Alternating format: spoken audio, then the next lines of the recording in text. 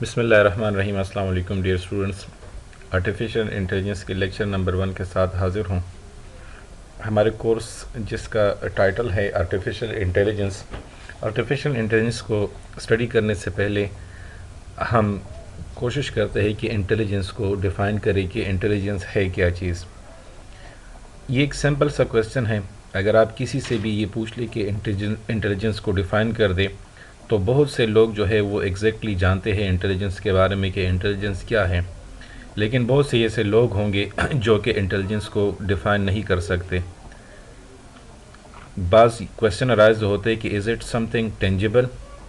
हम तमाम लोग जानते हैं कि ये एग्जिस्ट करता है इंटेलिजेंस, लेकिन एक्चुअली है क्या ये चीज़। हम में से बहुत से लोग जो है इंटेलिजेंस एट्रीब्यूट लिविंग थिंग में ढूंढते हैं कि जितने भी लिविंग थिंग्स हैं, ये तमाम जितने भी लिविंग थिंग्स हैं ये इंटेलिजेंस हैं। लेकिन फिर यहाँ पर क्वेश्चन अराइज होता है कि हमारे पास जो ये पौधे हैं, ये दरख्त हैं, ये भी इंटेलिजेंस है। तो यहाँ पर हमारी डिफिनीशन ख़राब हो जाती हैं, क्योंकि जो इंटेलिजेंस है, हमने कहा था कि जितने लिविंग थिंग्स हैं उन तमाम में ये इंटेलिजेंस पाई जाती है। और जब हम पौधों की तरफ आते, हम दरख्तों की तरफ आते, तो फिर यहाँ पर हम स्टॉप हो जाते, क्योंकि इसमें इंटेलिजेंस नहीं होती। तो यहाँ पर हम ये कह सकेंगे कि लिविंग थिंग्स में स्पेसिफाई है कि कहाँ कहाँ पर हमारे पास इंटेलिजेंस इन्वॉल्व है।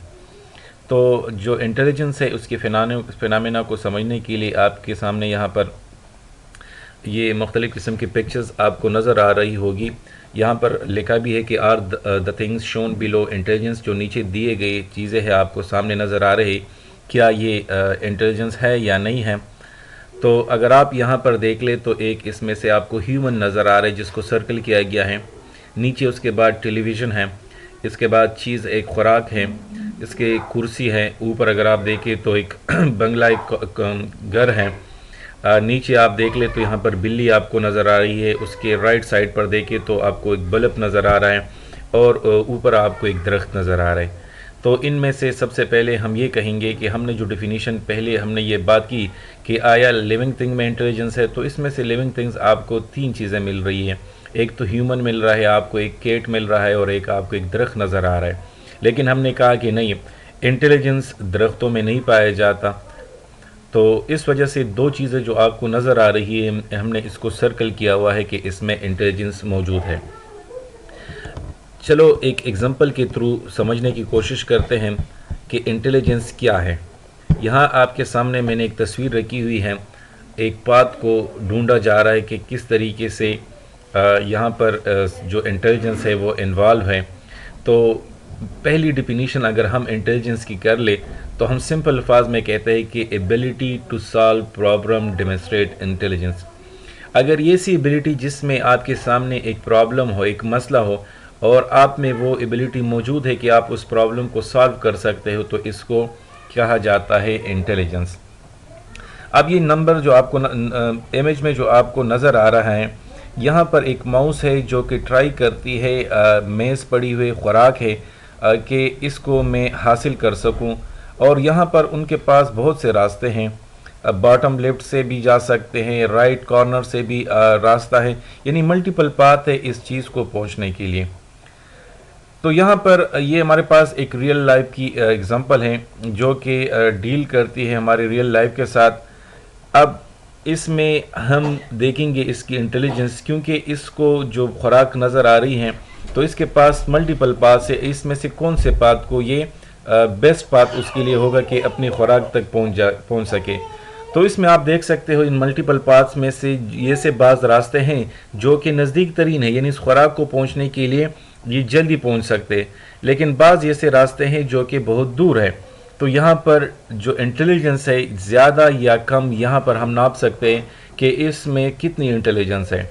मतलब हर रास्ते से अपनी खुराक तक तो पहुँच जाएगा, लेकिन फिर यहाँ पर हम इसकी वो स्कोरिंग भी कर सकते हैं कि इनकी एबिलिटी कितनी है कि ये अपनी प्रॉब्लम को आसानी के साथ सब पहुँच सकती है।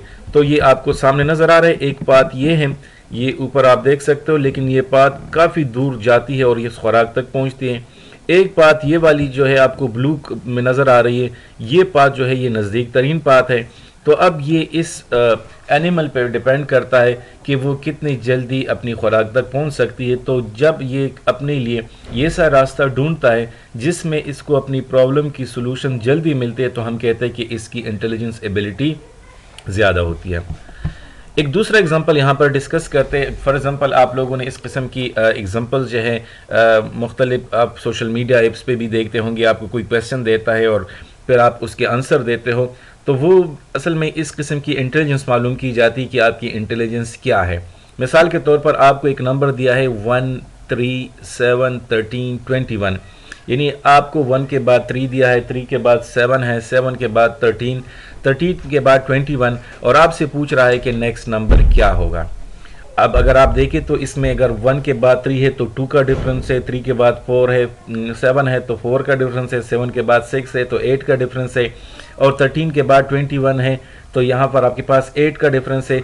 अब 21 के बाद क्या होगा? तो सिंपल सी बात है, अपनी इंटेलिजेंस आप जोर दे दें।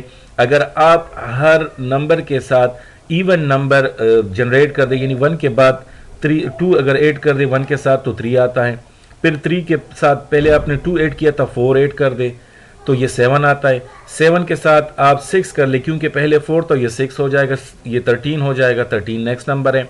13 के साथ आप 8 कर ले तो 21, और 21 के साथ अगर आप 10 कर ले तो क्या होता है, वो आपका 21 के बाद 31 आ जाएगा। तो इसका ये मतलब है कि आपने अपनी एबिलिटी के थ्रू इस प्रॉब्लम को सॉल्व कर दिया। तो एबिलिटी क्या हुई आपकी एक प्रॉब्लम को सॉल्व करने की, ये इंटेलिजेंस कहलाती है। यहाँ पर जो हमने बातें की है इसको समराइज करते हैं।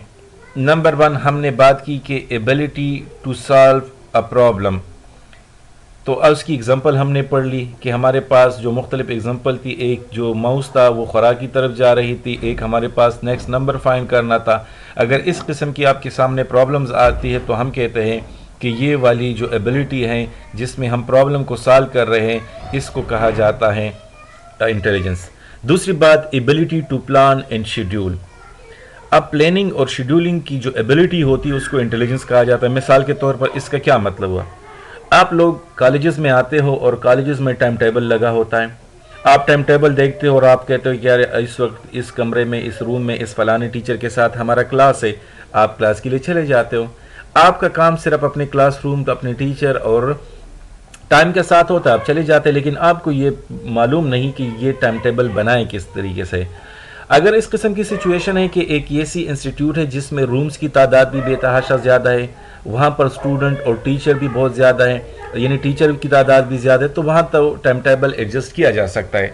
लेकिन बाज़ जगहों पर यह प्रॉब्लम होता है कि नंबर ऑफ़ रूम्स कम होते हैं, या ये होता है कि बाज़ औक़ात एक टीचर की आप क्लास लगाते हो किसी दूसरे के साथ, ऑलरेडी उसी टाइम पर वो किसी दूसरे क्लासरूम में इन्वॉल्व होता है, या अगर टीचर भी अवेलेबल है लेकिन अगर किसी स्टूडेंट के साथ लगाते तो वो स्टूडेंट्स ऑलरेडी किसी दूसरे टीचर के साथ बिजी होते हैं। तो इस किस्म की सिचुएशन थोड़ी सी टफ होती है। तो इस किस्म की सिचुएशन के लिए क्या किया जाता है, इसके लिए प्लानिंग की जाती है और एक शेड्यूल बनाया जाता है और उससे एक टाइम टेबल क्रिएट किया जा सकता है। तो इस किस्म की जो आपके पास सिचुएशन आ जाती है जिसमें इस किस्म की प्रॉब्लम हो और आप उसके लिए प्लानिंग करते हो और शेड्यूल बना लेते हो, तो इसको इंटेलिजेंस कहा जाता है। उसके बाद है ability to memorise and process information. इसका क्या मतलब हुआ, एग्जाम्पल की तरफ जाते हैं। डॉक्टर के पास आप जाते हो, आपको कोई प्रॉब्लम है, डॉक्टर आपकी मुख्तलिफ किस्म की टेस्ट करता है, या वहाँ पर आपको इस तरह क्लिनिकल रिकॉर्ड पर आपको चेक करता है। फॉर एग्जांपल आपकी बीपी चेक करता है, आपकी हार्ट बीट चेक करता है, आपकी टेम्परेचर चेक करता है। ये तमाम चेक करने के बाद उसे पता चला कि आपकी हार्ट बीट भी सही है, या फॉर एग्जांपल आपकी टेम्परेचर नहीं है और आपका जो वो है ब्लड प्रेशर है वो बहुत ज़्यादा है, तो वो एक कहता है यार एक प्रॉब्लम क्रिएट हो गया आपके लिए, उसी के मुताबिक कोई मेडिसिन दे देता है। या फॉर एग्जांपल आप में ये सी डायग्नोसिस हो जाते हैं, ये सी चीज़ वो मालूम कर लेता है और उसको पता चल जाता है कि इससे पहले भी इस किस्म के मरीज़ मेरे पास आए थे और उनमें ये चीज़ें थी, और फिर जब उसकी मालूमात हमने कर ली तो इसको फलाने बीमारी थी और उसके लिए ये मेडिसिन दे दी। तो इसकी जो पुरानी मेमोरी है उसमें से वो उस अपने एक्सपीरियंस की बेस पर इस जो पेशेंट है उसके लिए वो मेडिसिन दे देता है और उसके लिए कोई चीज़ डायग्नोस कर लेता है कि यार इसको ये प्रॉब्लम है। तो अगर आपकी पुरानी मेमोरी अच्छी है और उस मेमोरी को आप प्रोसेस करते हो और उससे इंफॉर्मेशन गेट करते हो, तो यहाँ पर इंटेलिजेंस इन्वॉल्व है। तो ability to memorise and process information का ये मतलब हुआ। उसके बाद है ability to answer fuzzy question. Fuzzy question का ये मतलब होता है जो फैक्ट है, यूनिवर्सल फैक्ट है, वो वैलिड होता है। मिसाल के तौर पर बाज लोग हैं, वो फॉर एग्जांपल आप उससे पूछे कि यार आप मुझे डिफाइन कर दे कि छोटा कद, दरमियाना कद और बड़ा कद क्या है, तो वो अपनी अक्ल के मुताबिक कहता है कि जो 4 फुट है या इससे कम है वो कम कद है, जो 5 फुट है वो हमारे पास दरमियाना कद है, या अगर कोई 6 फुट है तो सबसे ज़्यादा ऊंचे कद वाला है। लेकिन एक फैक्ट के बारे में दूसरा बंदा कहता है कि नहीं, जो छोटा कद है वो 4.5 है, जो दरमियाना है वो 5.5 है, जो बड़ा कद है वो 6.5 है। तो इस किस्म की जो क्वेश्चंस होते हैं, क्वेश्चन आंसरिंग होती है जो कि फुजी होती है, इसके लिए फिर जो जहानत इस्तेमाल की जाती है वो मुख्तलिफ़ किस्म की इसके लिए सोल्यूशन ढूंढती है कि ये इस किस्म की प्रॉब्लम जब आती है, जब एक फैक्ट के बारे में मल्टीपल राय हो, तो उसकी सोल्यूशन किस तरीके से निकाला जा सकता है। तो इस एबिलिटी को भी कहा जाता है इंटेलिजेंस। सही है, यहाँ तक उम्मीद है आपको समझ आई होगी कि इसका क्या मतलब हुआ। उसके बाद है लर्न और रिकॉग्नाइज, ये 2 लफ्ज़ इस्तेमाल हुए हैं। मिसाल के तौर पर एक 5 डिफरेंट पीपल है और एक छठे इंसान से पूछा जाता है कि ये डिफरेंट इमेजेस है फिंगर फ्रेंड्स की, ज़रा आप उनको देख ले। हम उससे पूछते हैं समहाउ लर्न द पैटर्न्स के आप इसकी जो पैटर्न्स है उंगलियों की, फिंगर्स की, उनको आप लर्न कर लें, जो कि 5 जो उंगलियां हैं उनको एक दूसरे से किसी ना किसी मैनर से वो डिफ्रेंशिएट करती है। After having seen the images several times, the 6th person might get to find something that it is making the print distinct। यानी आपने उसको कह दिया कि ये जो 5 उंगलियां हैं उसकी पैटर्न चेक कर दो, आप पहले सीख लो, और क्योंकि उसी की बुनियाद पर, पैटर्न की बुनियाद पर आप कह सकोगे कि इसमें डिफरेंस क्या है। तो जो 6th पर्सन होता है, ये पैटर्न जानने के बाद वो जान जाता है कि हाँ यहाँ पर कुछ डिफरेंस है। Things like one of them that has fewer lines in the print, बाज में कम लाइंस होती है प्रिंट की। The others one has sharply curved lines, ये उंगली में आप लोगों ने देखा होगा बाज में कर्व लाइंस होती है sharply।